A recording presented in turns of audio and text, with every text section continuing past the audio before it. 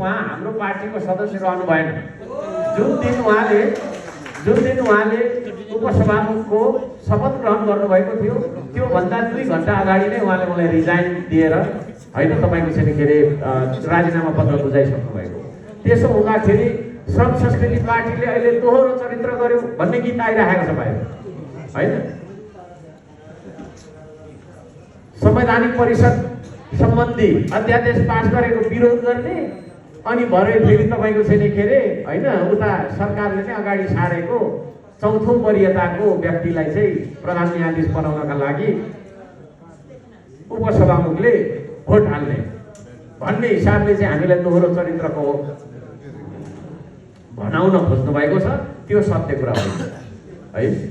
यो व्यवस्था अन्तर्गत के हुन्छ भने सभामुख र उपसभामुख बन्नुभन्दा पहिला सम्बन्धित व्यक्तिले सम्बन्धित दललाई आफ्नो राजीनामा बुझाउनुपर्छ। राजीनामा बुझाइसकेको मान्छे हाम्रो सम्बन्धित दलको होइन। रुबी कुमारी हाम्रो दलको हुनुहुन्न। उहाँ हाम्रो पार्टीबाट जानुभएको हो, निसन्देह हो, जानै भएको हो, हाम्रै उम्मेदवार हो उहाँ। तर उहाँ उपसभामुखमा तपाईँको चाहिँ के अरे निर्वाचित भएर उपसभामुखको शपथ ग्रहण गरिसकेपछि उहाँ अब हाम्रो पार्टीको रहनु भएन। उहाँले कहाँ भोट हाल्नुहुन्छ, के गर्नुहुन्छ, कति बजीको अक्षर तपाईँको चाहिँ कार्यालय जानुहुन्छ कि जानुहुन्न, कहीँ कस्तो लुगा लाउनुहुन्छ, कस्तो गाडी चढ्नुहुन्छ भन्ने कुरामा हाम्रो पार्टीको कुनै पनि दखल अन्दाजी, कुनै पनि निर्देशन, कुनै पनि तपाईँको चाहिँ फरमान नरहने कुरा म जानकारी गराउन चाहन्छु। उहाँ तटस्थ हुनुहुन्छ। उहाँले कहाँ भोट हाल्नुभयो त्यो उहाँको व्यक्तिगत तपाईँको चाहिँ के अरे स्वतन्त्रताको उहाँको चाहिँ अधिकार हो। यसरी बुझ्नको लागि म गर्न चाहन्छु। र अर्को कुरा चाहिँ यहाँ के पनि आएको छ भन्दाखेरि अघि बिहानदेखि हिजो हाम्रो सुदर्जीसँग चाहिँ हाम्रो ल एकता हुने भयो भनेर फोटोहरू आइसकेपछि एमसीसीको समर्थक सुदन किराँतीलाई ल्यायो, ऊ आफै चाहिँ ठुलो एमसीसीको विरोध गर्ने मान्छे भनेर भन्नुभएको छ। यसको पनि म जवाब दिन चाहन्छु। हिजो सुदन किराँती माओवादी हुनुहुन्थ्यो, आज उहाँ श्रमदाता हुनुहुन्छ। पार्टीमा व्हिप भन्ने चिज हुन्छ।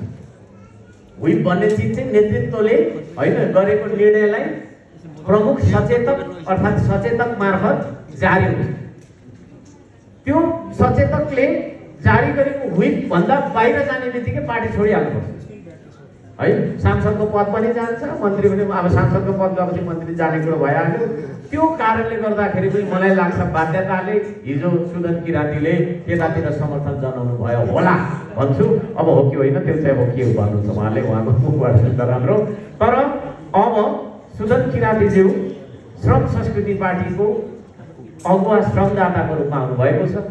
उहाँले हिजो के गर्नुभयो भन्ने कुरा ठुलो कुरो भएन।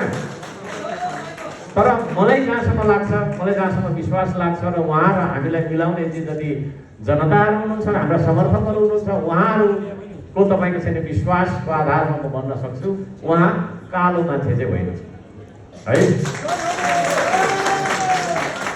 उहाँ कालो मान्छे नभएको कारणले गर्दाखेरि होइन, तर पार्टीको बाध्यता हुन्छ क्या।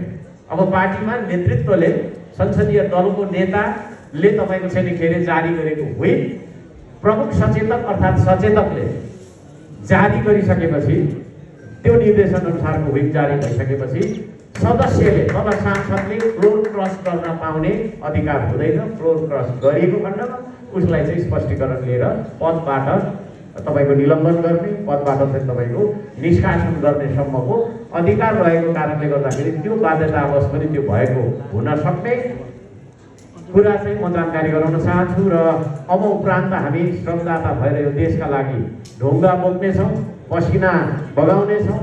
यो देशको ढुङ्गा मात्रै होइन, श्रम संस्कृति पार्टीले यो देशको गरिबको मुद्दा पनि बोक्नेछ।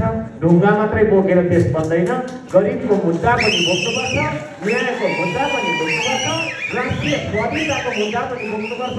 त्यो मुद्दा बोक्नका लागि हामी अब तयार भएको कुरा म यहाँहरूलाई जानकारी गराउँछु। यहाँहरू सबैजनालाई उपस्थितिका लागि हार्दिक धन्यवाद दिन चाहन्छु। अब यति राम्रो विचार बोकेको पार्टी, यो पार्टी पक्कै पनि मेरो मात्रै पार्टी, सुदन किराँतीको मात्रै पार्टी, हाम्रा पदाधिकारीहरू